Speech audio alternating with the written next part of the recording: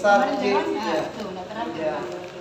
Kalau beliau apa namanya faktor kecapean juga dan mungkin begadang. Iya, suka begadang anak muda. Tapi begitu memang kan saya punya rewet hati kan juga. Iya, oh iya. Oh, hati lemah, maka jantung jadi lemah. Susah tidur. Kemudian ada nyeri di dada, wajah menjadi kusam. Padahal sebetulnya ini jadi begini ya, terjadi permasalahan di jantung. Bapak sekalian, belajar kita terus. Kita putar otak tak. Terjadi permasalahan di jantung, kita nanti mendiagnosa orang yang bermasalah di jantungnya, maka jangan berpacu, jangan fokus kepada jantung. Oh, ada organ lain yang lemah sehingga efeknya ke jantung. Apa itu? Hati karena jantung ketergantungan pada hati ketergantungan pada hati, jantung ketergantungan pada hati maksud saya. Maka bereskan juga hatinya, jangan hanya jantungnya. Makanya ketika kita melakukan akupresur, diagnosanya kita adalah masalah di jantung, maka sebentar kita ambil titik jantungnya, tapi apa namanya, tonifikasi pada hatinya 30 kali pada titik livernya, titik hatinya. Iya, 30 kali. Tonifikasi pada titik hatinya. Ya, kenapa? Jantungnya bermasalah. Nah, jantung dihidupi oleh hati. Ya, ini. Makanya enak ini kalau materi Yusin dulu baru masuk ke materi titik wajib. Supaya kita paham filosofinya. Apa dasar pengambilan titiknya ini? Iya, apa dasar pengambilan titiknya? Ukuran berapa? Ya, tapi butuh fokus. Ya, butuh fokus dan nanti bisa apalagi namanya fotokopi modul. Bisa baca-baca di rumah. Ya, baca-baca di rumah. Sering mungkin dibaca-baca di modul. Karena setiap kali kita berusaha untuk membaca modul itu, iya, setiap kali untuk membaca itu modul, setiap kali itu ada yang nyantol. Ada yang tertinggal di memori kita. Dengan modul yang sama, kita baca lagi besoknya, ada lagi nyantol lagi. Padahal modulnya nggak bertambah. Ya, tetapi kita yang perlu menyisihkan sedikit waktu untuk membaca itu. Kemudian fisiologi ibu menghidupi anak. Ketika jantung lemah, maka limpa ikut lemah. Ya. Ketika jantung lemah, maka limpa ikut lemah. Dampaknya apa? Susah tidur, berdebar, hari tidak teratur, wajah kusam, ada nyeri di dada. Itu kalau jantung lemah. Tapi kalau limpanya juga sudah ikut lemah, tidak ada nafsu makan, mual, muntah, diare, kalau 40 lembar kali 50.000, badan terasa berat. 50.000 dengan badannya kalau 40 minimal 40 lembar. Kemarin ada keponakan saya, ini kisah nyata. Kita kan di Bulukumba, iya, setiap ada yang masuk itu selalu keluar lagi. Kalau dia minum keluar lagi, kalau dia makan keluar lagi. Dan itu berlangsung selama berhari-hari. Maka dia pun diperiksa di USG oleh tim dokter di Bulukumba. Lambungnya yang menjadi sasaran kalau medis kan? Ya, lambungnya yang menjadi sasaran kalau medis. Pasti lambung, tidak ada lain. Pasti, itu sudah dipastikan 100% semua dokter ya pasti memastikan ini masalah lambung. Nah, berpindah-pindah USG tidak ada masalah dengan lambung. Pindah-pindah rumah sakit tidak ada masalah dengan lambung. Nah, saya datang masuk karena memang kebetulan juga bapak dan ibunya ikut di travel saya berangkat tanggal 28 Maret berapa hari lagi? Ya, 15 hari lagi dari sekarang. Berangkat dari Bulukumba ke bandara, kemudian ke Jakarta, terus ke Madinah. Bapak ibunya ini, apalagi namanya, wah gimana ini? Kita mau pergi nih, anak sakit. Dan tenang lagi, insya Allah semua masalah ada solusinya. Di balik kesulitan ada kemudahan, atau bersamaan dengan kesulitan ada kemudahan. Ya. Saya berikan motivasi, berikan saya tenangkan. Maka dengan bekal ilmu TCM yang pernah saya pelajari ini kalau lambung lemah ya biasanya itu pasangannya lemah, limpanya lemah ya, limpanya lemah atau jantungnya bermasalah. Maka saya ajari saudaranya yang kebetulan perawat ini tekan-tekan di sini. Nah, saya ajari ibunya ya tekan-tekan di sini tekan-tekan di sini. Besoknya sudah tidak mual lagi. Padahal sudah 1 pekan ini sudah tidak mual lagi. Masya Allah. Artinya makanan yang masuk sudah bisa bertahan. Ya, dengan modal hanya pijatan-pijatan yang sebenarnya tidak sesuai SOP. Langsung kepada intinya. Ya kayak Pak Haji kemarin itu, Pak Haji yang kemarin itu belum sesuai SOP. Karena waktu yang membatasi kita langsung titik-titiknya. Tapi harus sebenarnya ada penekanan, ada mengusap, ada menggetarkan. Ya itu enak. Ya ada meremas. Itu sebentar juga kita akan ulang. Langsung kemarin itu. Kemudian dampaknya apa? Ketika jantung lemah, maka limpa ikut lemah juga. Terjadilah seperti orang diare itu. Jangan dianggap orang diare itu hanya permasalahan khusus. Boleh jadi permasalahan limpa lemah. Orang muntah, jangan hanya dikatakan bahwa muntah ini karena masalah lambung. Boleh jadi limpa lemah. Kemudian orang yang bersendawa, yang kita katakan bersendawa itu kelebihan asam lambung kan? Gastritis. Ya, terlalu banyak produksi asam lambung di dalam lambungnya. Tidak selamanya orang yang suka bersendawa itu sedikit-sedikit bersendawa hanya lampunya bermasalah. Ya, bahkan kadang-kadang itu karena limpanya lemah. Limpanya lemah. Ya. Apalagi ya kita sudah vonis jam 9 pagi sudah ngantuk. Jam-jam produktif, jam-jam kerja malah dia pergi tidur karena ngantuk. Itu dipastikan bahwa limpanya terjadi sebuah kelemahan yang sangat luar biasa. Apalagi kalau tiap hari begitu. Kalau sekali-sekali mungkin hanya pengaruh capek kemarin dari perjalanan jauh atau pengaruh begadang tadi malam karena ada tugas yang harus diselesaikan. Tapi kalau terus begitu, maka kita katakan limpanya lemah. Kalau tidak begitu, kuatkan limpanya, obati organ limpanya, perbaiki limpanya. Iya. Tetapi perbaiki juga jantungnya. Tapi kalau diperbaiki jantungnya, jangan lupa perbaiki juga organ paru-parunya. Karena dari paru-paru lah itu distribusi oksigen. Ya, dan distribusi oksigen karena kekurangan oksigen pada sistem pembuluh darahnya sehingga menyebabkan terjadinya kemacetan, akhirnya timbullah rasa ngantuk, kurang gairah, kurang semangat, kurang mood. Iya. Dan jangan-jangan juga suasana permasalahan hatinya juga. Ada permasalahan hati, ada permasalahan di liver juga. Oke, kita lanjut. Hubungan membatasi di sini ya. Jadi ginjal membatasi jantung. Ya, ginjal membatasi jantung. Sementara hati membatasi limpa. Limpa membatasi ginjal. Kemudian paru-paru membatasi hati. Atau kita balik. Jantung dibatasi oleh ginjal. Ya, ginjal dibatasi oleh limpa. Limpa dibatasi oleh hati. Hati dibatasi oleh paru-paru. Ya, ini namanya hubungan membatasi. Ada menindas. Hubungan menindas. Ada hubungan menindas. Ya. Hubungan menindas yaitu hati menindas limpa. Iya, itu ada diagramnya kan? Paru-paru menindas Limpa. Membatasi dan menindas itu sama ya. Membatasi sekaligus menindas. Sama nih di bagiannya ini. Paru-paru menindas hati, hati menindas limpa, limpa menindas ginjal, ginjal menindas jantung. Ya.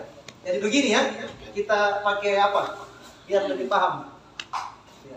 Karena ini penting sekali hubungan membatasi dan menindas. Karena sebentar ada hubungan menghina. Ya. Ada hubungan menghina.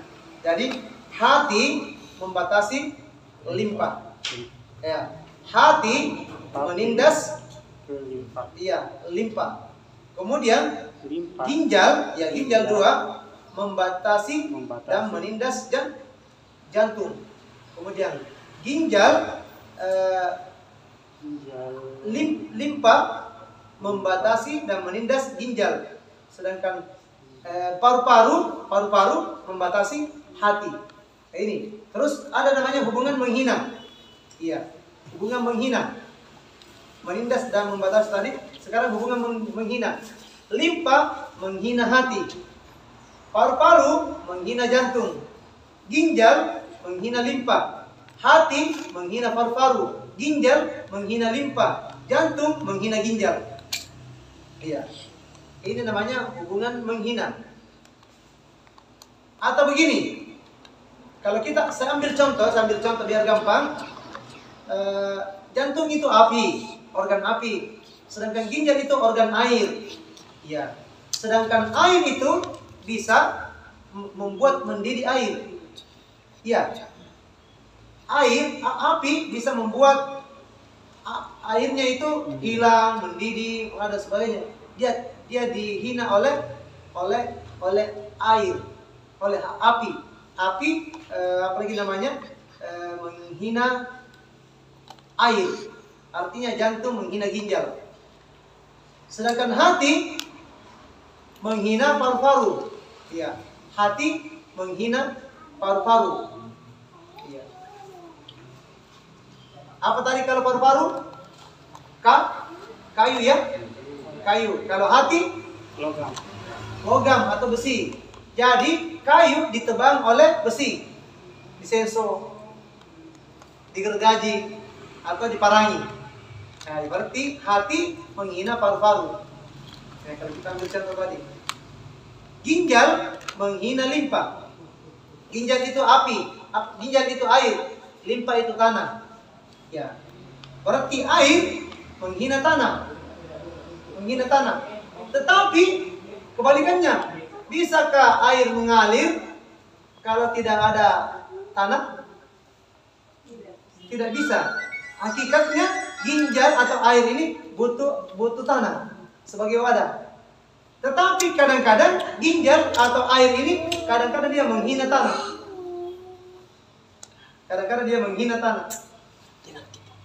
Kemudian kita ambil lagi contohnya.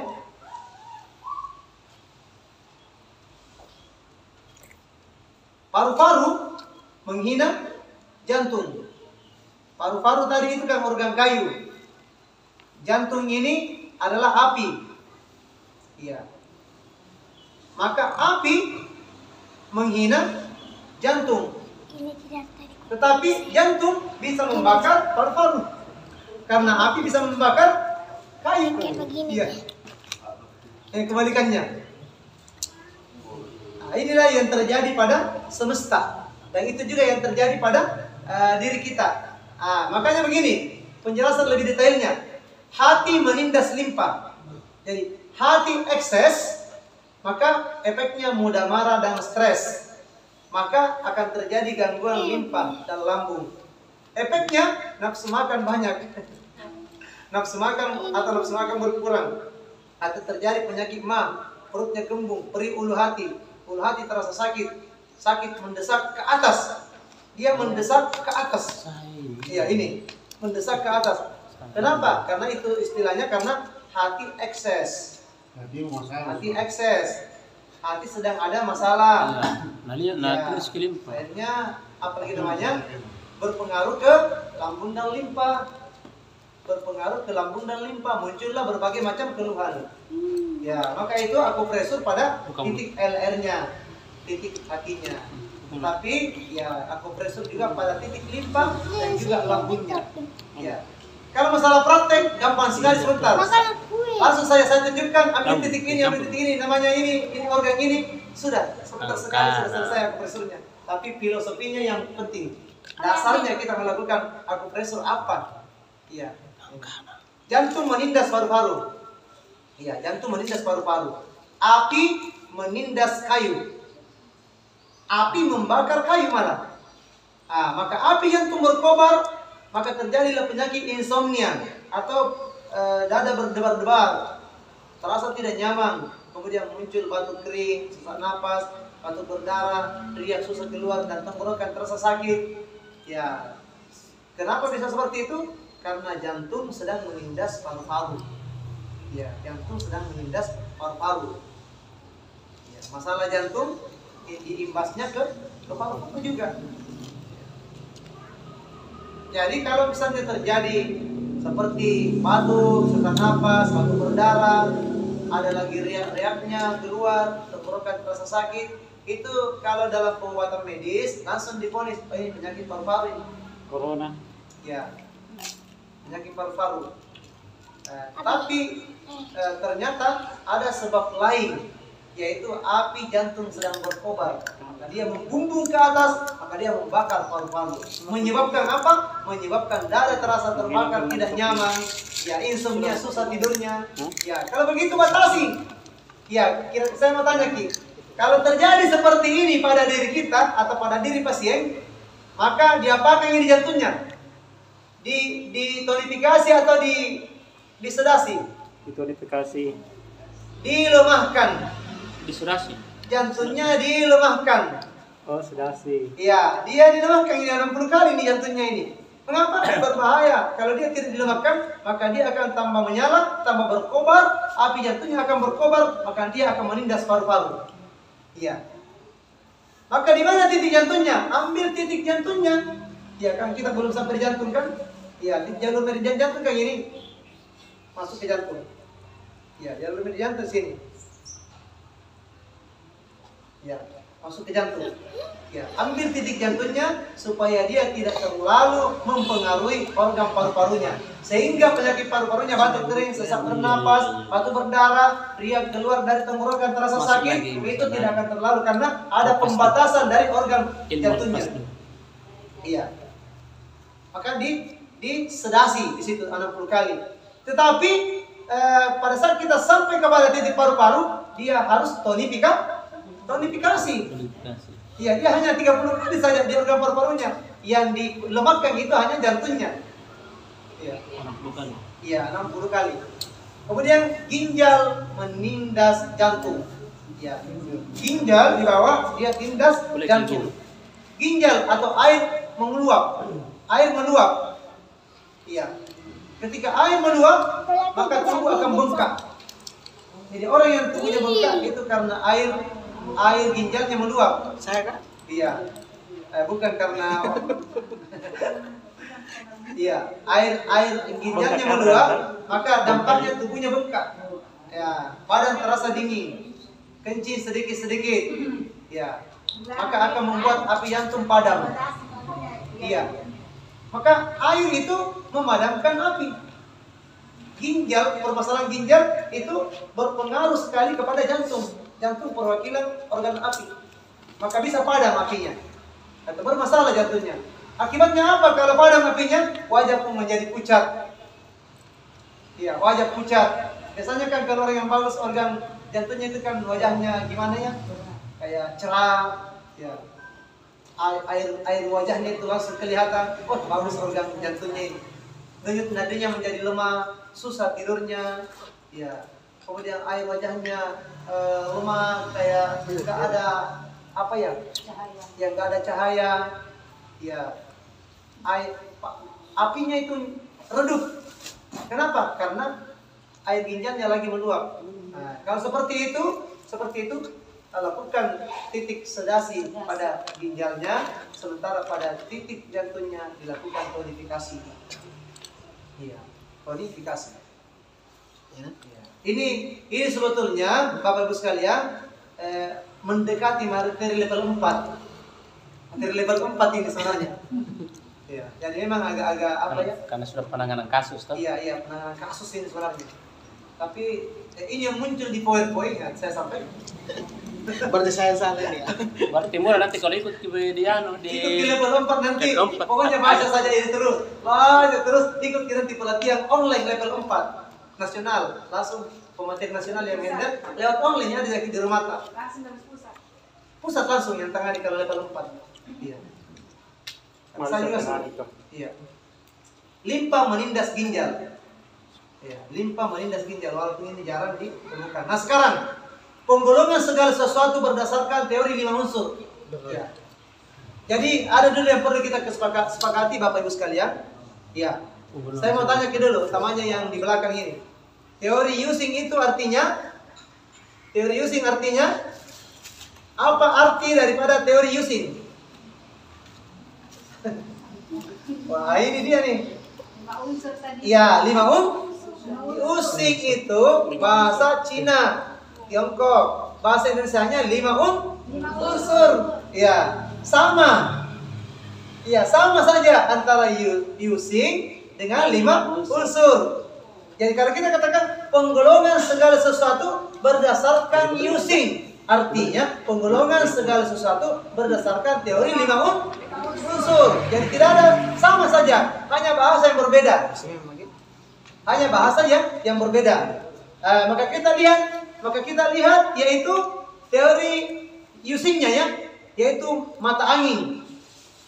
Mata anginnya berdasarkan mata angin, berdasarkan musim, berdasarkan cuaca, berdasarkan perjalanan hidup, berdasarkan warna.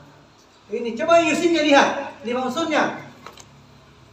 Kalau kita berbicara tentang masalah mata angin, ini untuk mendekati lagi filosofinya TCM. Kalau kita berbicara tentang masalah mata angin, maka mata angin itu ada timur, ada selatan, ada tengah, ada mata angin barat, ada mata angin utara. Nah sekarang, kalau mata angin timur itu berarti dia namanya kayu.